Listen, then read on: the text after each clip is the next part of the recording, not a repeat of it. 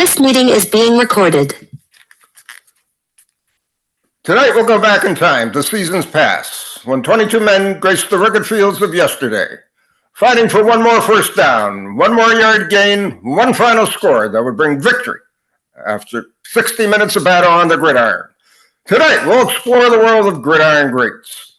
Welcome to Gridiron Greats Football History and its Memorabilia on the Sports History Network in conjunction with Swick Enterprises, and we're live from the Southport, North Carolina home of Gridiron Greats magazine. I'm Bob Swick, publisher and editor of Gridiron Greats magazine, and I'll be your host for the show.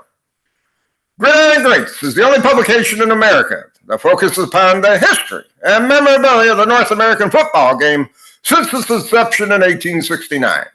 We cover 150 plus years of football history and memorabilia, and you can find us on the web at gridirongreatsmagazine.com. It is at this time I'd like to introduce my co-host. He's a senior contributing writer to Gridiron Greats magazine, a football memorabilia historian, specializing in pre-World War II items, in particular Red Grange, and Seattle Seahawk items, in particular Steve Larger. He hails from Portland, Oregon, Mr. Joe Squires. Joe, welcome to this afternoon. Bob, it's been so long since we've done a show, you had to look down at your paper to remember my name. refresh myself with our script. I was completely completely overwhelmed with trying to remember everything. And I was just confused in a way, but we're back. Yeah, excited. You're zealous. You're like a little wired. I love it. Little hiatus, as you know, and as I told some people, my daughter got married. She moved up the ceremony from October to April 6th, causing us to scramble to find flights, so on and so forth. So it was very, very interesting. But I did like Australia. I do know a little now about Australian rules football. ARFL. And my son-in-law was filling me in on a little bit. We went by a couple of rugby/football stadiums in Australia there. No games were going on, so we're planning on next time we go over there. He's going to take me to a game with some of his family members, and it should be interesting. But I don't know. It's a little different game. It's interesting. It's as he said, one game is fully pass. Rugby is fully passing, and the other one is more kicking. So it's interesting to see the differences there. But we had a great time. I mean, I fell in love with the country. Beautiful ceremony. It was raining 2 days. Monsoon rains over there before the wedding, and they were having the ceremony outside, so they had to move it to another part of the location they got married at. It all worked out well. We had the coolest part about it is just reliving a day, because you're caught in all the time zones. So when we left, we amazingly left Sydney 8 o'clock on a Tuesday morning, and we arrived in Raleigh at 5 o'clock that afternoon. That was just unbelievable. Only 9 hours, which was basically 24 hours combined. So it was. But congratulations, Bob. You've changed a little bit. Did you grow a mustache? No, I still got it. My tan is. I got to work on it. We haven't been outside much because of the heat, and we're actually getting rain today. So, are you sure? I don't remember you having a mustache before. Oh, don't give me that. You know it. You know, I trimmed it back a little. Now it's all gray though. That's the problem. My handsome publisher of Gridiron Greats, my co-host. Of course you've got a mustache. You're famous for that. This puts on me.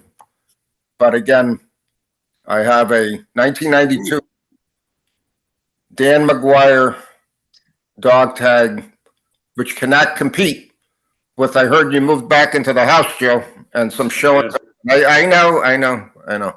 The infamous Largent rookie. Yeah. So- Always have one handy just in case I have to show it off. But yeah, I was texting you. We've been in our house. I mentioned on previous shows, we had a house fire a couple of years ago. But we moved back into our house in December, but the final boxes of contents, were delivered last Saturday, about a week ago. And my wife and Stacey and I have been going through them, and these are just all the little personal effects he didn't need. I mean, we had, in December, we moved in, all the appliances, all the utensils, all the plates, all your clothes. I mean, the clothes were delivered, years ago or, a while ago, but, all the stuff you didn't need got delivered a week ago. So we've been going through boxes, and a lot of it's weird. It's, stuffed animals you didn't need. It's clothes my daughter's grown out of, that you're like, oh, geez, books. So, I mean, it's kind of cool to go through old books, but I'm like you, I'm a lot like you. I have a home office, and I really started to get into decorating my home office with the stuff I love, my hobby, my collection.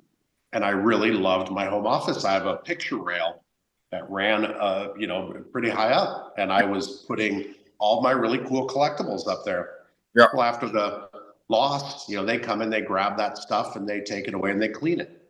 And I'd kind of forgotten a lot of it was missing. Well, a lot like you, that stuff was really dear to me. It was the stuff that I wanted to see every day when I came home. And you just kind of forget a lot of it's missing. Right. So I opened that box, and lo and behold, staring up at me, some of this stuff, and it just immediately put a smile on my face. So as I was texting him, like, a lot of the stuff is stuff I wanted to share. So I'm going to try not to catch the glint here, but this photo of Red Grange running right at you. Beautiful. This one is from 1923, December 14th, 1923. Wow. So this would be his, second week in the league. Yep. Right after he joined Thanksgiving of 23. Wow. You Beautiful. might recognize this one from the Shotwell cards. Excuse me, I'm trying to figure out which way to go. That infamous brick wall from the Shotwell cards. This comes with a letter of authenticity from PSA, so it's good. Never get cheated. I know that well. One of my favorite. You've missed my sarcasm, haven't you, Bob? This is really trying not to. Maybe I should turn my lights off here, but this one coming right at you again. Another Red Grange. That the poses were so classic. Were so stuff like that is so lost today. I mean, look at some of the cards today and photos today, and you see guys with hairs down to their shoulders, so on and so forth. With not even anything of anything relating to football, and their pictures of it, and that's classic. I mean, that's just classic beach football poses. I love it. I don't know if you can see it, but he's hitting a mark here. Yep. So it's kind of cool. You can see him coming up and turning on what I assume is some sort of spot to keep him from blowing a knee out. That would happen later. But I mean, I 100% agree with you. I mean, look at that pose, just turning, and just that's a statue right there. I mean, it's just such a beautiful pose. Harkening back to the nickname, the Iceman. Yeah. I like that one. As rumor would have it, that's where he got his legs and muscles from, with hauling ice up a stairway. But the refrigerators put him out of a job there. Technology. Think of an NFL player today doing that for a summer job because he's not making enough money and he wants to keep in shape. You know what I mean? Unbelievable. Yeah. Concrete Charlie. Yeah, that's a good point. Yeah, hauling ice. Yeah, pretty cool. I wonder how much those ice blocks weighed. I wonder if it says that. That's an article. So I wonder how much they weigh. They're probably a good 30, 40 pounds, if not more, I would say. Yeah, it doesn't say, and I don't want to belabor, but this one, pretty cool. I really love it. Just look how cold that looks. Yeah. I mean, back then, and they didn't really have the heated benches and the warmers and stuff they do now. They just kind of went over to the bench, sat on a cold bench, and threw a blanket over them.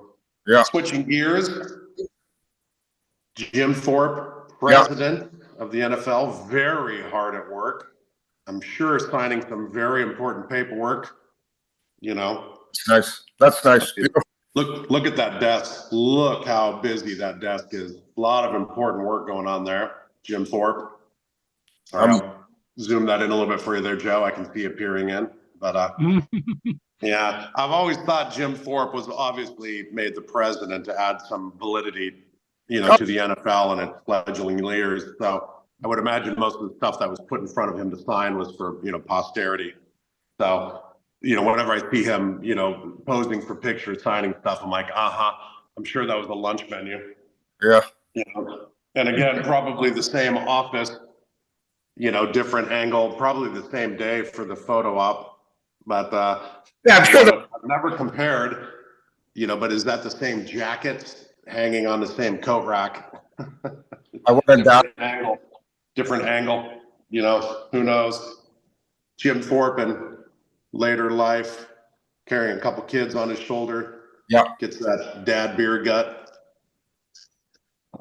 And then this photo op with Red Grange and Jim Thorpe carrying a couple kids. I have a couple pictures of this. I've compared the tie on Red Grange. I have 2 or 3 pictures of this photo op day. Yeah. And there's a couple with Grange with his jacket on, and then a couple with the jacket off. And I know this is a tough one, but I've always really liked this photo. Oh, yeah. It kind of reminds you to stay humble. This is from 1954. Or excuse me, this is from 1931, March 5th, 1931. 19 years before this was taken, Jim Thorpe was the greatest athlete in the world, Right. According to King Gustav. Yeah. You know, almost 20 years later, it'd be digging ditches. And it was said he didn't do this because he needed the money. That he did this because a friend of his called in sick, and he did it to cover for his job because he'd be fired if he didn't show up. Yeah. The slug on the back says, the treatment accorded Jim Thorpe. Jim Thorpe said, hey, it helps keep me in shape, and I don't mind the work. So, I mean, when they interviewed him on the day, he said, I don't mind it. It helps keep me in shape. But later on, he said that that wasn't my job. It was helping to cover. But this picture, to me, says, stay humble. You never know where you're going to end up. And yeah, you never know when you're going to be bending the wrong end of a shovel. That should be This one. That should be in every professional athlete's, every league should show that to their players. Not that it would change a lot of them, but it may change 1 or 2 to actually wake up and see what they got. You know? Totally agree. Yeah. But yeah, that is from 2 gold medals, the greatest athlete in the world, you know, baseball, football, you know, just president of the NFL to digging ditches. I mean, that was a long, hard fall. I don't like it. I agree. And this one of my favorite items, and this is more for you know, for our dear Jeffrey, but this. Yeah. And I love our thread on VFC where, you know, Jeff said this is something I'm really looking for, and I was pretty happy to have it. Yeah. This is kind of a misnomer because it's just the cover of it. I don't have the whole program, but I'll take just the cover. This is the Thanksgiving Day Chicago Bears versus the lowly Chicago Cardinals. This is the Thanksgiving Day program from 1925. So this is it. You know, good program. Again, just the cover, but I'll take it. I love it. So that's it. Those were about you know, 10, 12 of the items that were hanging around the picture rail of my office that were near and dear to me that I just unboxed. I thought you might enjoy it. How many more boxes do you think you got to go through of your memorabilia? You have any idea, or you're pretty much done? I made it through all of it and got it all taken care of. I have 1 tube with an 86 uncut sheet with Jerry Rice on it. I have to put away, and all the memorabilia is done. I obviously just have some stuff to hang on the walls, and I'm doing pretty good. So. That's great. That's great. I finally opened that one box I was saying I got in my little closet here. I did open it. I went through some of it, but I'm just going to leave it for now. I'm preparing for a 3-day show in Columbia, South Carolina at the end of the month. So it should be interesting to set up there and see what's going on and see the pulse of football in Columbia. I did a show in Columbia a couple of years ago, but I did a very small show. This is supposedly the largest show in South Carolina. So it should be interesting to see what happens. So I'll be pushing the magazine, selling some stuff. And Brenda's coming with me, so we're going to make it a little 3-day getaway. It's not that far from here. It's only about 3.5 hours. So it should be an interesting experience setting up there. I am not making it official. I'm not either going or setting up at the National this year. So I'm taking a break from everything at a National. I'll miss meeting the guys. I won't miss the crowd. Chicago really did me in last year with 100,000 people going through that center. It was just, it was a zoo. That's all. That's the only way I can put it. Yeah. So, last time I was in Cleveland, I can remember having dinner with you a couple times and sitting behind your table. That's my memory of Cleveland. I brought my son. So. And I remember Xander did. What was it, like a Lego thing? He was and he was playing with he was putting this whatever toy. I remember that it was like a toy. So yeah. It was pretty cool. Gave him $20 to go buy some stuff. We're at a sports card convention. He comes back with a Lego box, and I'm like, oh, that was you're cool. Grounded. That was cool. All right, our special guest is here, and we're gonna shift gears here. Our special guest is a good friend of our podcast. He last was on in April of 2020. He's also a good friend of Gridiron Greats magazine. He's a member of the Pro Football Writers of America, and he is the author of 4 incredible pro football books.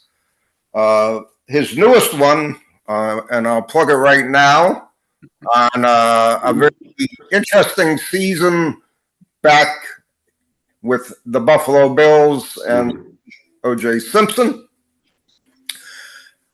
He also edits the Facebook page, the NFL in the 1970s, which I enjoy. I try to check in. I don't have enough hours in the day to handle all the social media that's thrown at me, but I do try to pick and choose people I know and their websites and their pages and so on and so forth. He hails from Oak Ridge, Tennessee. Our good friend, I'd like to welcome Mr. Joe Zagorski. Joe, welcome to the show.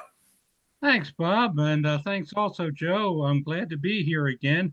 I got to tell you, Bob, I spent a month in Australia. Oh, okay.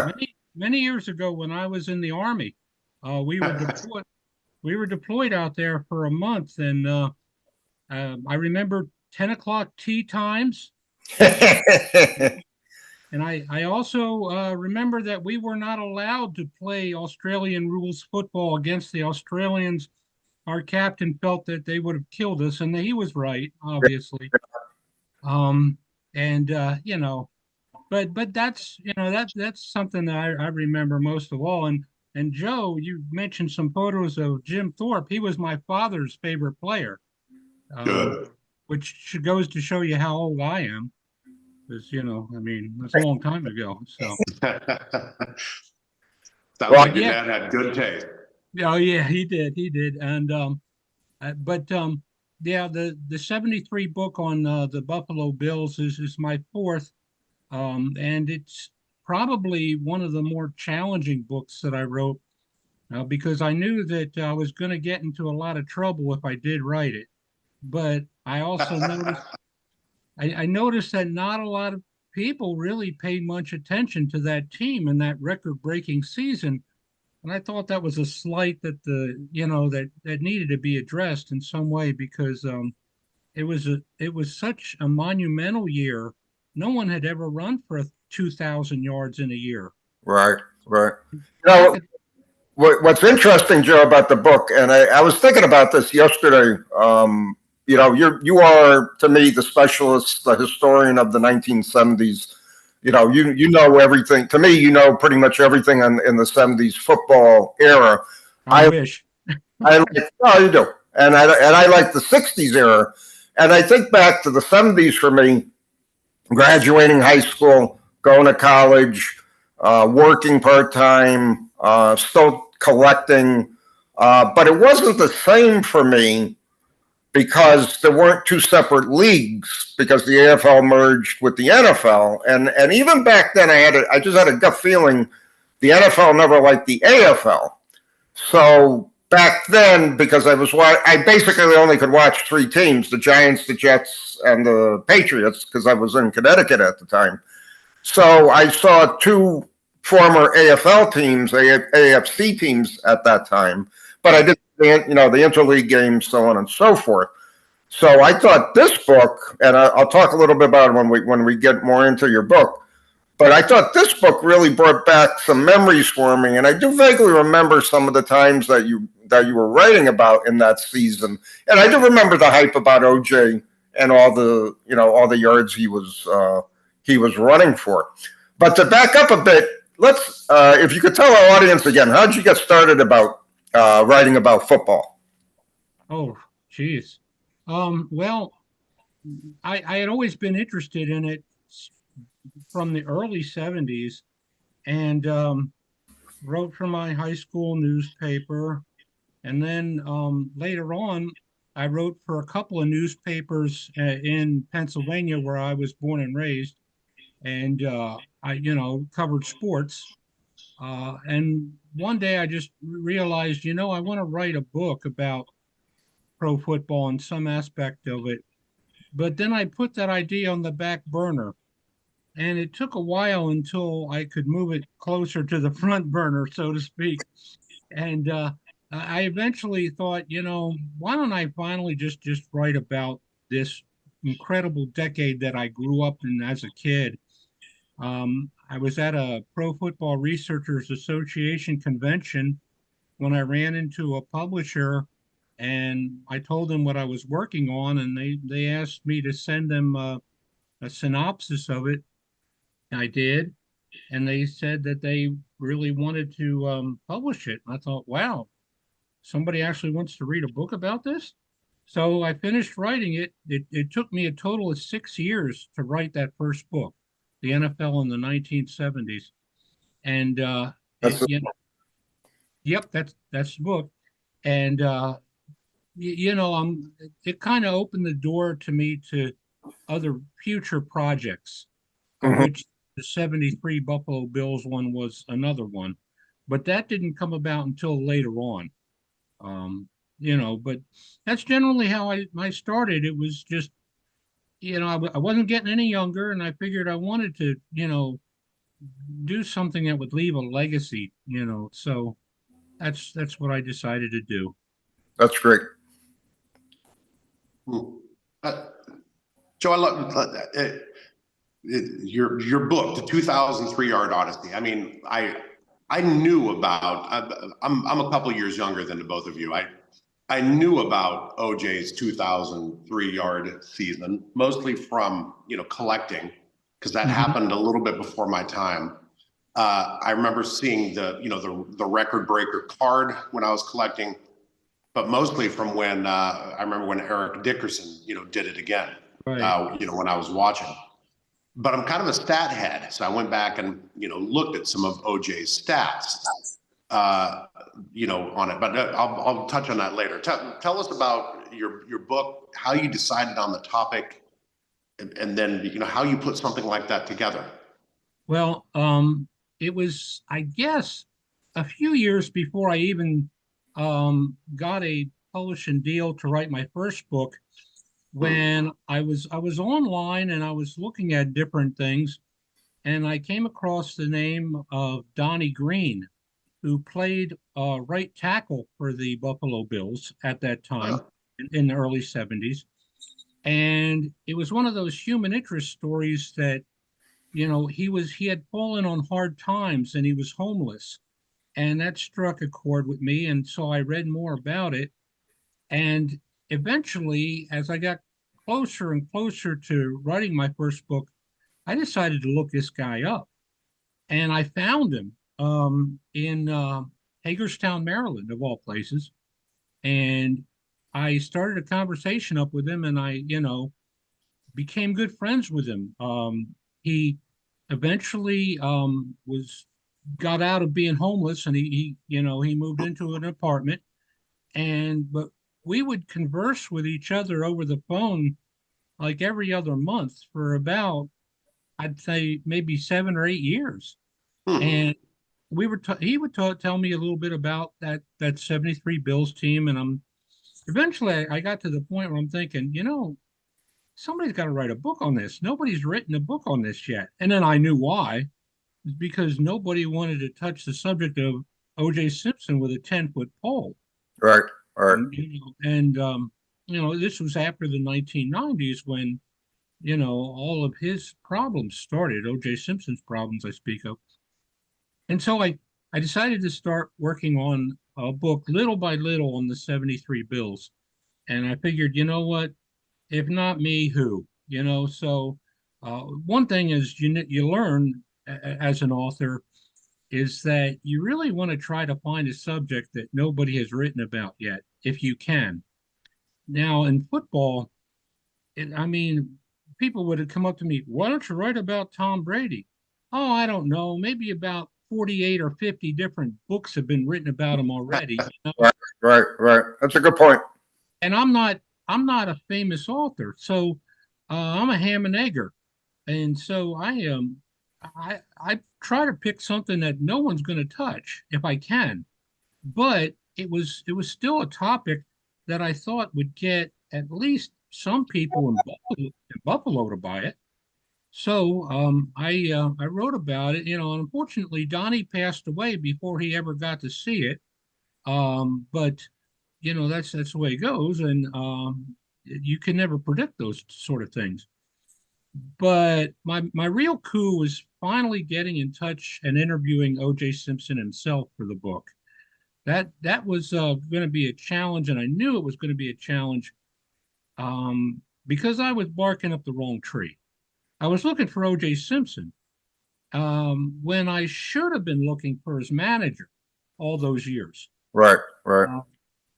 I never was able to get in touch with OJ before I got in touch with his manager. Now, I did send OJ a copy of my very first book, The NFL in the 1970s, when OJ was incarcerated in Nevada.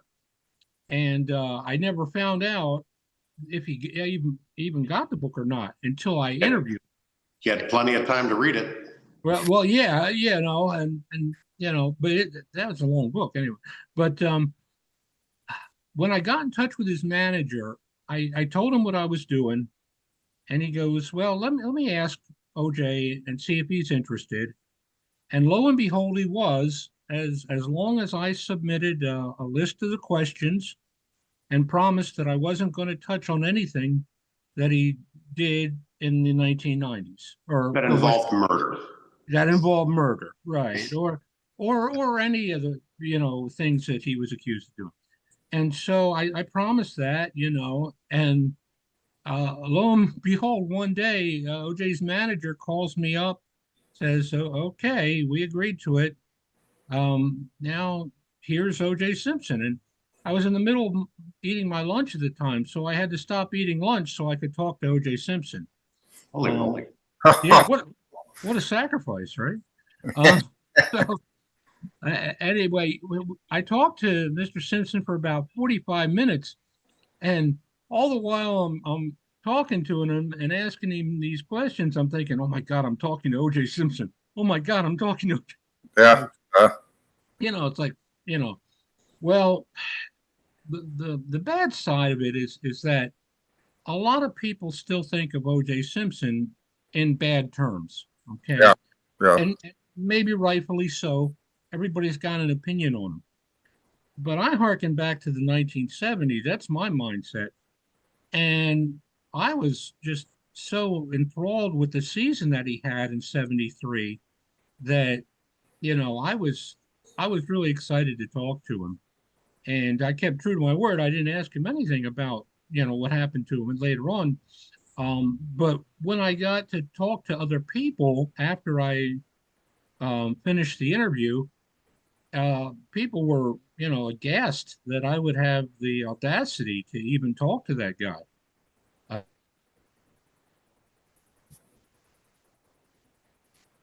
Okay. I think Joe froze up there. Yeah. Well, so anyways, it's interesting to Joe, you still, okay. Joe, you there? I'm here. Okay. All right. It's interesting you say that because I know there's so much negative feedback about him over what happened. But if the way you wrote it, this is, I did read the book and I do have a review coming for you on it. Okay. When I read the book and to read what his teammates said about him, yeah, that's the OJ I remember, seeing him in the commercials, seeing him in the movies, seeing him on as a broadcaster, as an announcer. He was a cool guy in his heyday.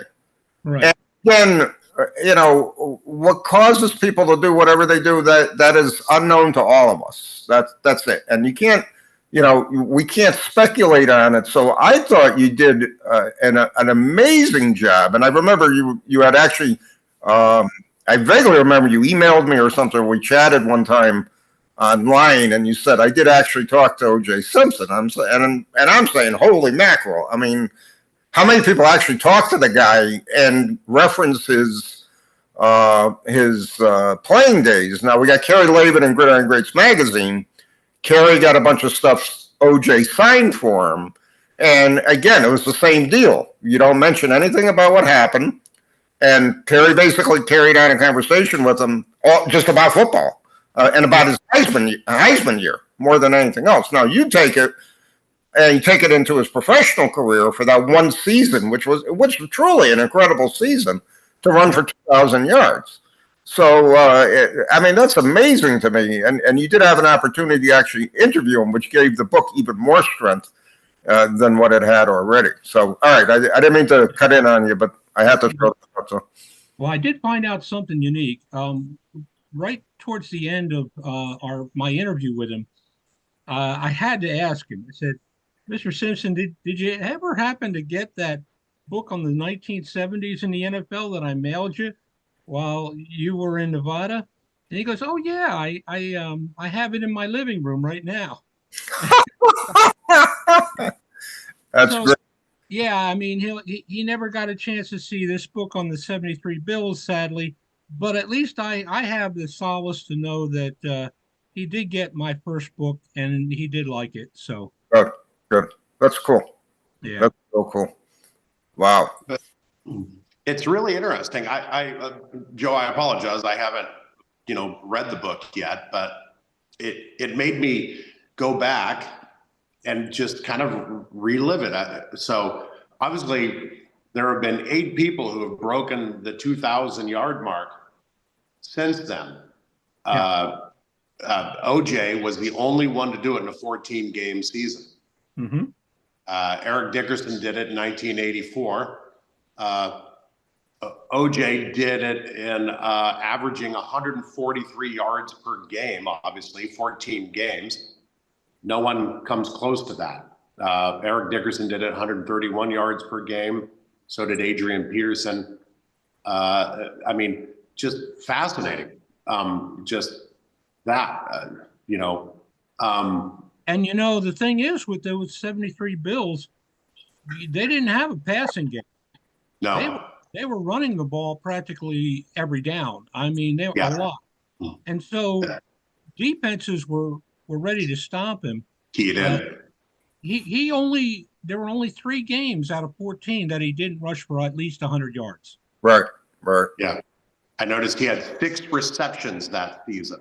The entire season, 14 games out of the backfield, 6 receptions for 70 yards. So when they threw to him, they weren't expecting him to catch the ball. That's pretty interesting.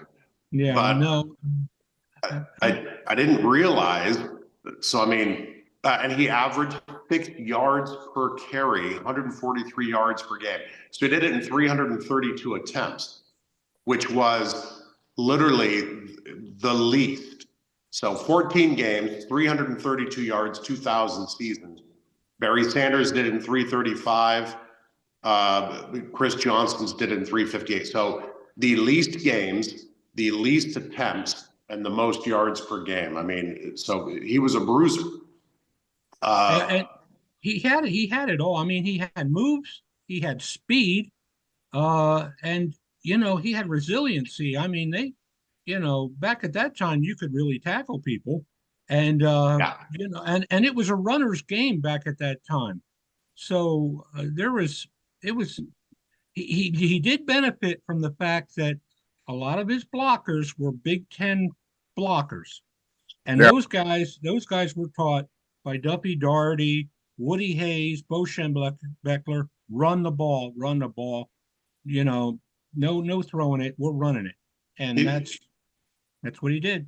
Here's something I didn't know about OJ. It took him a little while to hit his stride. I mean, his first year, out of USC, he played in 13 games. He only had 697 yards. He didn't start any of them. Second, 1970, he only played in 8 games. 1971, started all 14, 742 yards. 72, all 14 games, 1,251 yards. So he hit his stride, and then he kind of went downhill really quickly.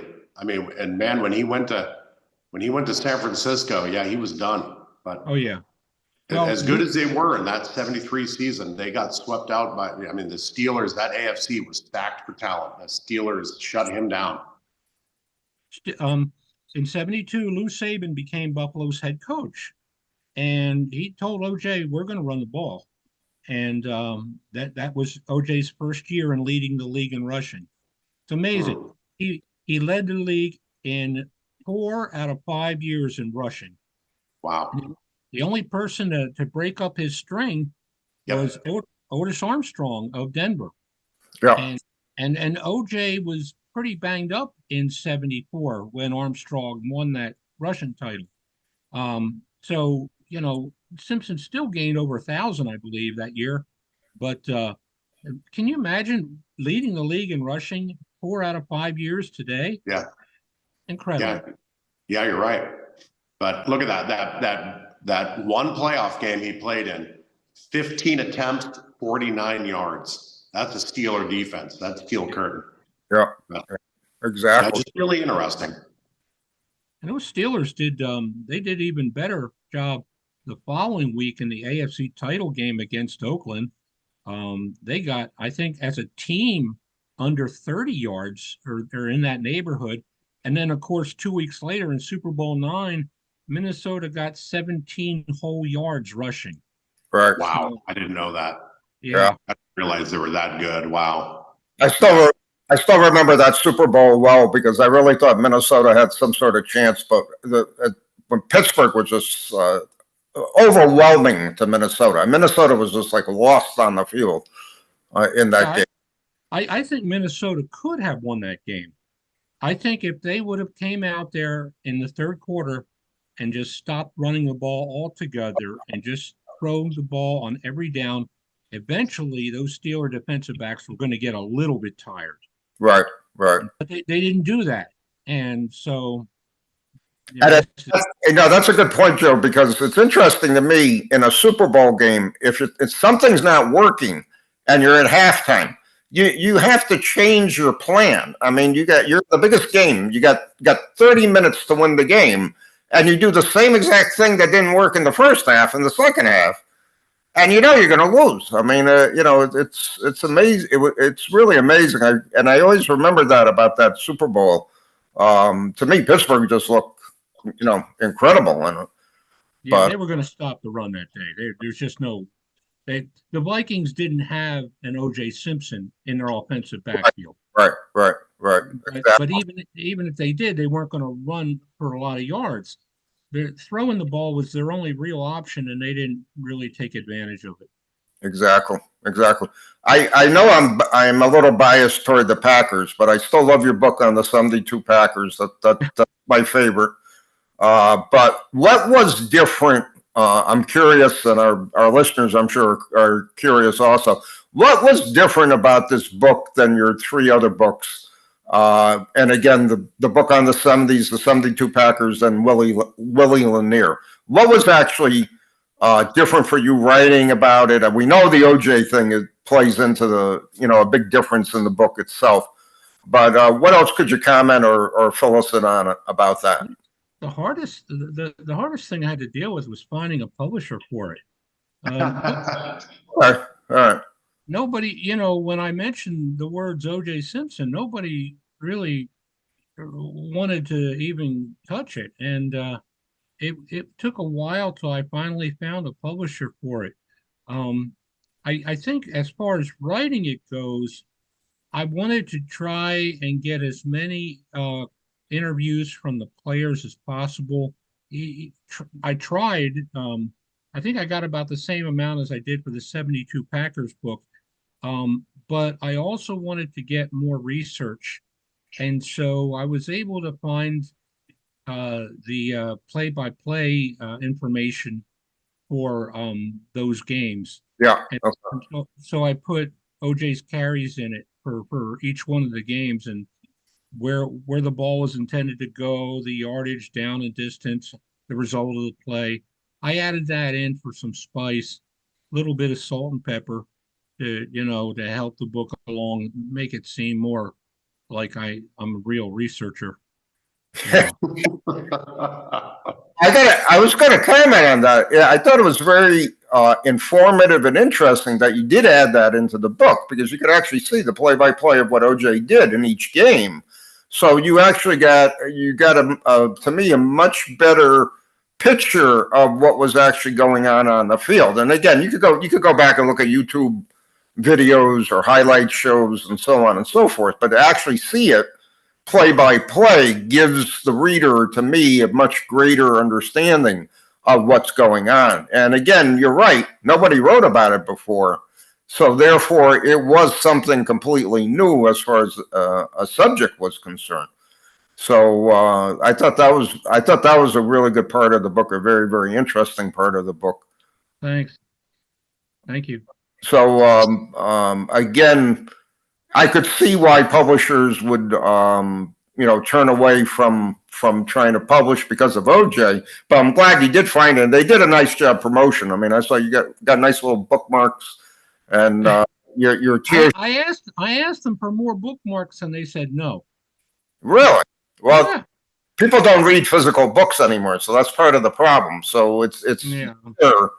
And I actually have a collection. If there's a book that comes out and they do publish a bookmark, I do try to keep the bookmark as a piece of memorabilia to the book, because we know paper supposedly is bad, so therefore we want to eliminate it at all costs. But I thought that was a great addition to your book there.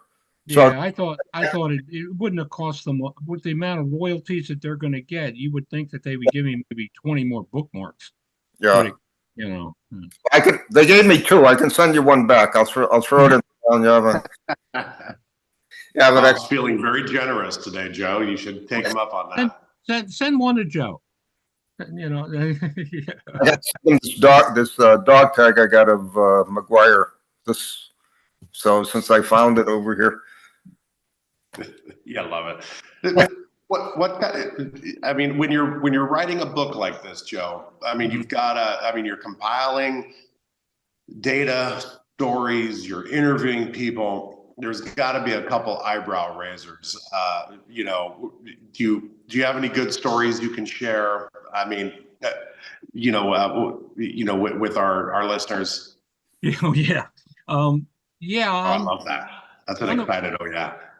A couple ones are, I was able to somehow talk Mr. Simpson into telling me some of his stories of his movie making days. And I remember him telling me the story about when he first started working as an extra in Hollywood. And this is during his playing days. He would spend his summers at the movie studios because he went to USC. And I believe he had already established himself as being a very famous running back there. And so he, as he was kind of like a more of a stunt actor than anything else. And they needed him in one scene for this movie, Death of a Gunfighter. I think that what it was the title of the film. And yeah, I think one of the stars was Lena Horne. Anyway, he and Earl McCullough, he was also a USC guy. They were both. He went to play for Detroit. Anyway, they were both in this one scene where they were supposed to run down this. It's a Western film. They're supposed to run down this street while somebody's shooting, and they were both world-class sprinters at the time, and so that's what they did. And then they had to reshoot the scene because they were running too fast. And the director said no. Now, full circle, a few years later, O.J. Simpson's filming that miniseries Roots, and he's supposed to chase down one of the main actors in this film, LeVar Burton. And when we're watching it on television, he does that rather easily. But in reality, it wasn't so easy. LeVar Burton knew about O.J. Simpson's pedigree as a running back. So LeVar Burton got his track shoes on, basically, and he sprinted. And O.J. was out of shape, admittedly. And it took several takes for O.J. to finally catch him. So LeVar Burton's claim to fame that he could outrun the NFL's MVP. And but those are some of the unique things and they're both in the book. And then one of the stories that Donnie Green told me one day was when he and Reggie McKenzie, his fellow offensive lineman, and O.J. Simpson go to the movies, go to the theater, and Donnie and Reggie want to see one film, and O.J. says, no, we want to see this one. Well, O.J. won the debate, and so they go to see this one film, and Donnie and Reggie weren't really sure which one it was. They couldn't remember, but they sat down, started watching the movie, and then O.J. Simpson's name shows up on the screen as in the opening credits, and they're both laughing their butts off, and that's why O.J. wanted them to come and see that film so they could watch him on the screen. That's funny. Yeah, but I'm curious. A little sidebar.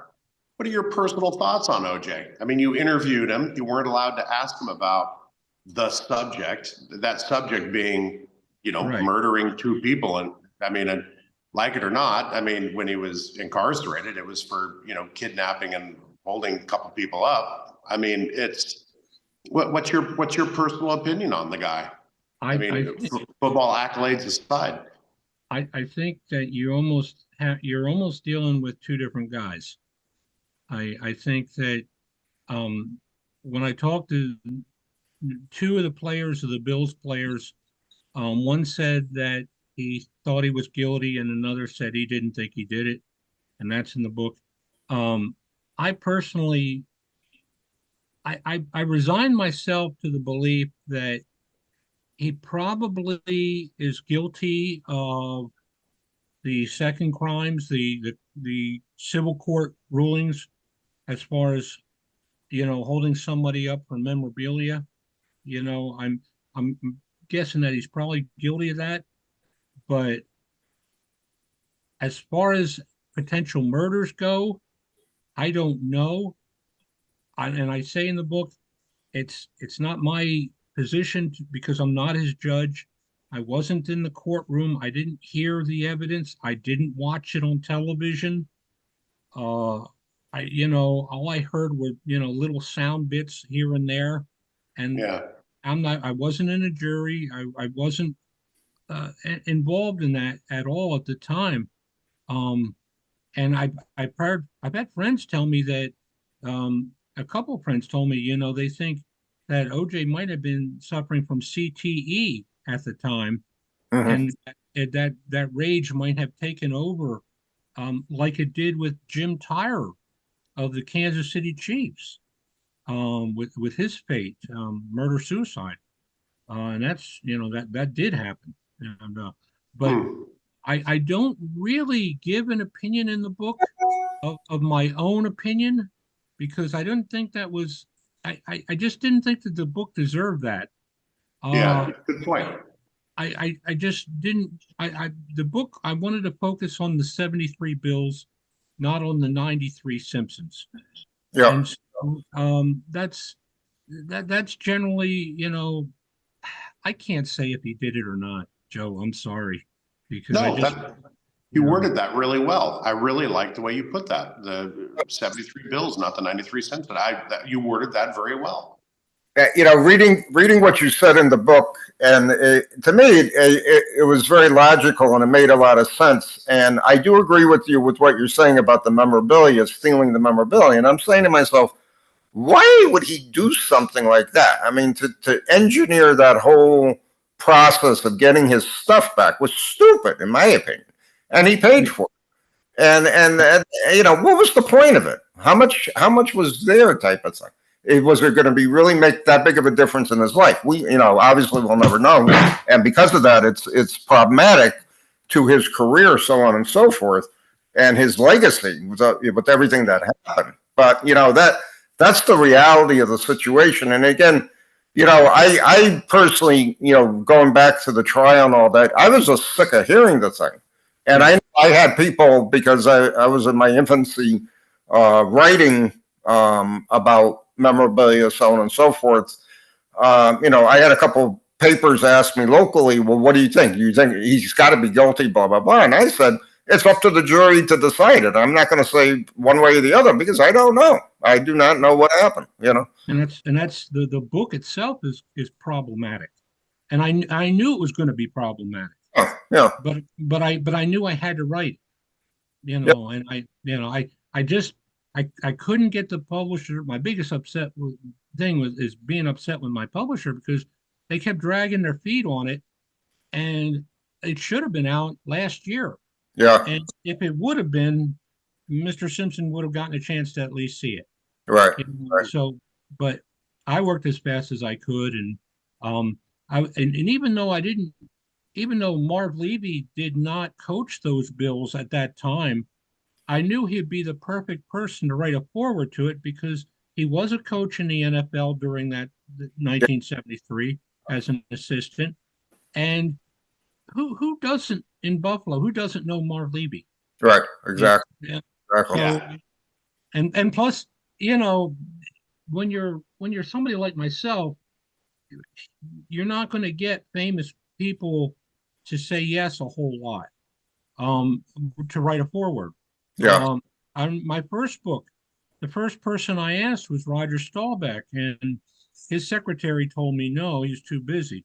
And I asked Fran Tarkenton, his secretary told me no, he's too busy. Yeah. Then I asked Brent Musburger, and I didn't get a response from him. And then I asked Rocky Blyer, and he said, sure, I'll write it. And then a week after Rocky says yes, Brent Musburger calls my apartment up and says, yeah, I'll write it. I'm sorry, Brett, but you're a week too late. And I told him I got Rocky Blyer instead. He goes, oh, he's a good guy. He'll write a good job for you. Yeah. So, I mean, how many people get Brent Musburger to call their apartment up? So I kept. Plus, Rocky Blyer has a little more star power than Brent Musburger, I would think, too. Well, I wanted somebody that played or had something to do with that decade. Right. And not just 1 year or 2 years, but the majority of the years. And I needed somebody who was articulate enough to write, a little bit. And so there was, plus, if you get like a guy like Staubach or Fran Tarkenton, everybody knows him. Yeah. Knows those guys. Rocky Blyer, not everybody knows him, but certainly everybody in Pittsburgh does. Yeah. And so I put him on the cover. Yeah. That's cool.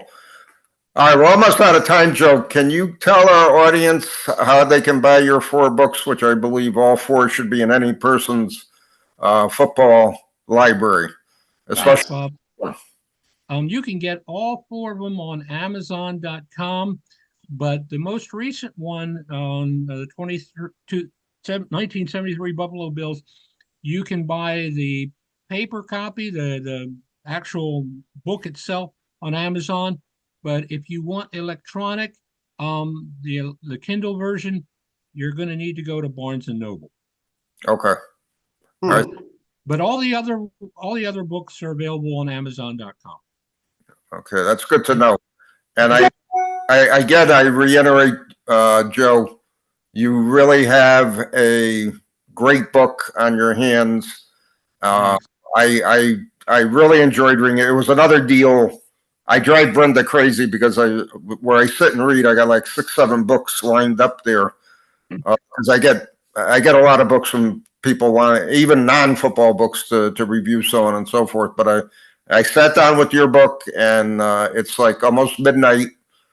And Brenda comes on and said, "Are you coming to bed tonight, or what's going on?" I said, "I only got about 15 more pages. I got to finish this tonight, and I'm done." So it was a one-sitting book, and it was great, and it brought back a lot of great memories for me from the 70s of the game that we used to know. And it was interesting that week. I've been going through all my sets.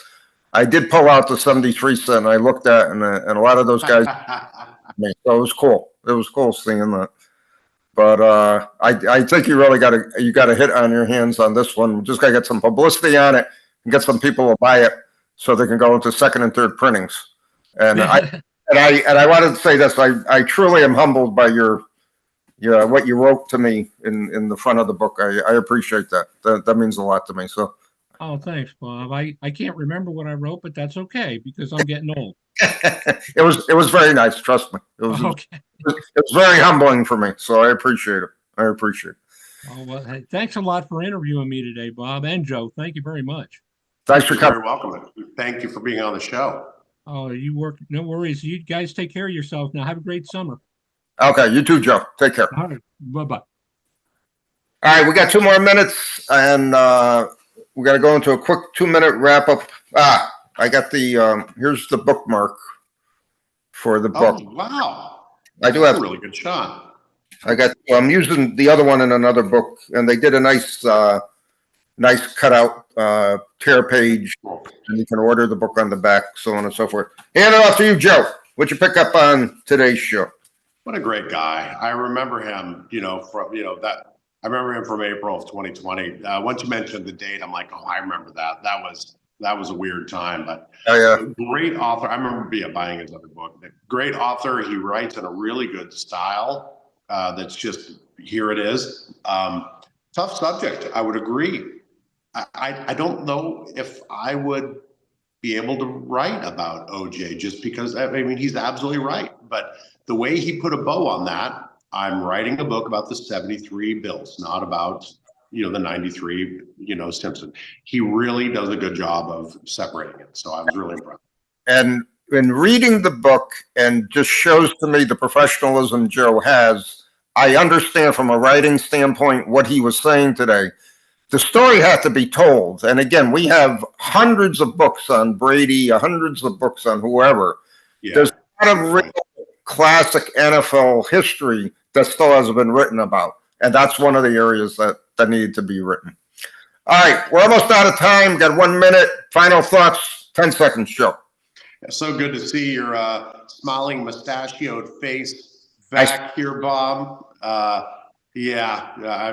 missed you. Nice to rekindle our Gridiron podcast. We're gonna begin moving on it now. I'm back in the swing of things, and we'll be getting a few more guests coming on. I'm just trying to arrange times, and we're going in the future. If you're not subscribed to Gridiron Greats magazine, what are you waiting for? Gridiron.com. Till next time. Thanks for watching.